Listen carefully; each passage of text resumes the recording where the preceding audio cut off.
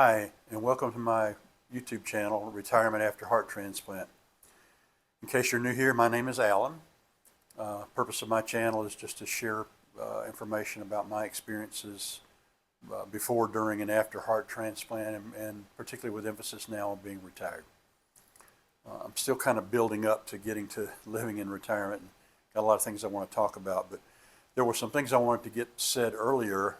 I've done some of that in the first few videos, and today this is, in my mind, a very important topic that often gets neglected or not paid enough attention to, and that's the issue of caregivers. And I'm talking specifically right now about your spouse, your significant other, or good friends who might take care of you, however your situation is. Obviously, this starts with the doctors and the nurses and the mental health specialists, everybody who takes care of you while you're on that transplant journey and after being transplanted. That goes without saying. Thank God for all these people. The vast majority of them that I've encountered in my life and my experience really care. It's much more than a job, particularly if you've made it to a transplant, heart transplant team. Pretty much everybody on those teams has got some kind of experience related to cardiac matters, and I don't know, I think they just generally care. And I'm not saying other nurses or PAs or doctors don't care. That's not what I'm saying at all. But there's a little something different going on well, first on a cardiac ward at a hospital, and definitely in a heart transplant clinic. So, I thank God for all of those people who've taken good care of me. And I mentioned earlier, my transplant happened in 2013. It was at Carolina's Medical Center in Charlotte, North Carolina, now called Atrium Health. And in fact, I understand that maybe somebody has bought out Atrium Health now. I don't know. At any rate, a lot of the same people have been there through this entire change. No matter who owns the place, a lot of the key people that were there are still there. And I'm thankful for that, because that long-term connection with some of the same people, it can be very helpful, very, very, very comforting for you. A lot of new people there as well, and that's fine.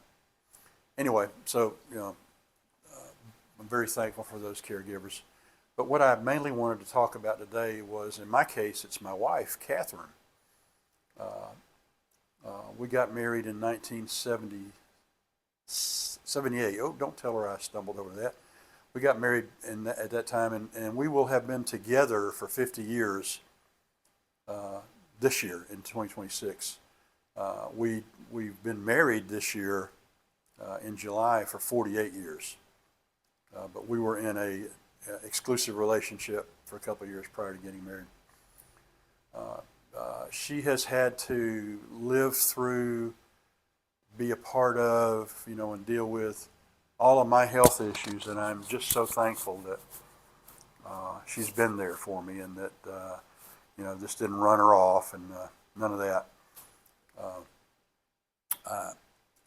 She, to this very day, deals with kind of a hidden fear that something's going to happen to her husband, because, well, I had a sudden heart attack in 1992 at the age of 37.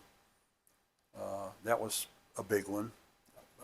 Had the widowmaker. We've already talked about that in previous videos. That 50% of men who have that heart attack at that age die. 2000, had more heart events, and followed up by a watershed stroke, loss of use of my left side. She was there for me with that.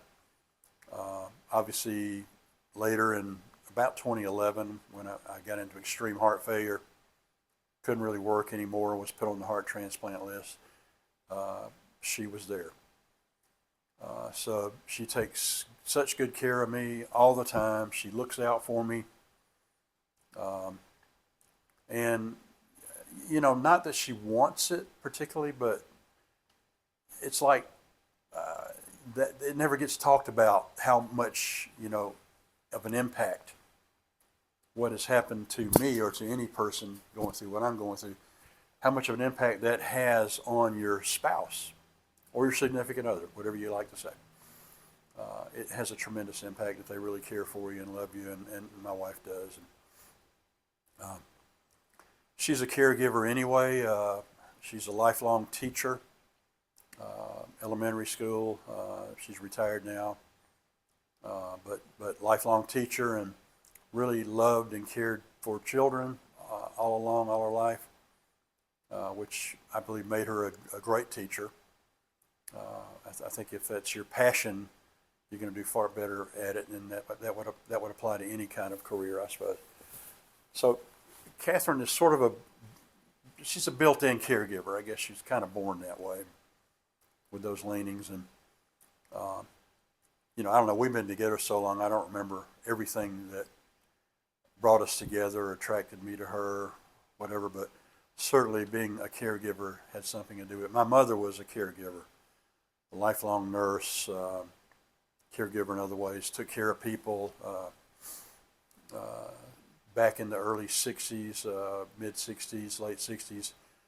When I was a kid during the civil rights movement, my mom was I like to say, a JFK Democrat, liberal social worker. That meant something a lot different back then than it does today. Okay, we won't get into politics, though. At any rate, she was that sort of person, and that's the kind of thing that, I was raised in much of my life. I suppose that, there was something in my wife that, appealed to me in that regard. Anyway, I just want to say that, if you are a transplant, if you're any kind of transplant, if you got any kind of serious health issues,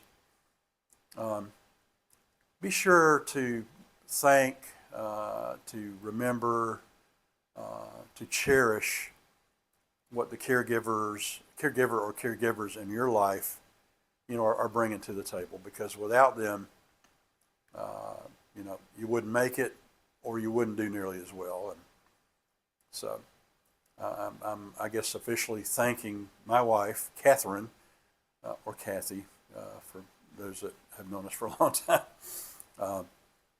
For everything she has meant to me all my life, and especially during the hard times, the medical problems, primary. We've had other problems in our life like anybody else. Many things that you run into with raising families, finances, buying, selling houses, jobs. But the big punctuations, I guess you could say, in our life have largely been when I had these major illnesses. There were other big punctuations, and a lot of them were very positive. But we're talking about heart transplantation and such here today. At any rate, I think that's probably all I had. I wanted to, again, I keep saying I'm trying to keep these videos short. Unless you're watching Joe Rogan or name your long form podcaster or interviewer, nobody wants to watch an hour of me talking about transplantation. I hope there'll be a few that want to, listen to 8 or 10 or 12 minutes of what I got to talk about. I also hope that if you're watching and you've got comments or questions or things that you'd like me to talk about, things that you'd like me to clarify that I've already talked about, please leave it in the comments, and I will answer as soon as I can. Anyway, thanks for stopping by today, and until next time, take care.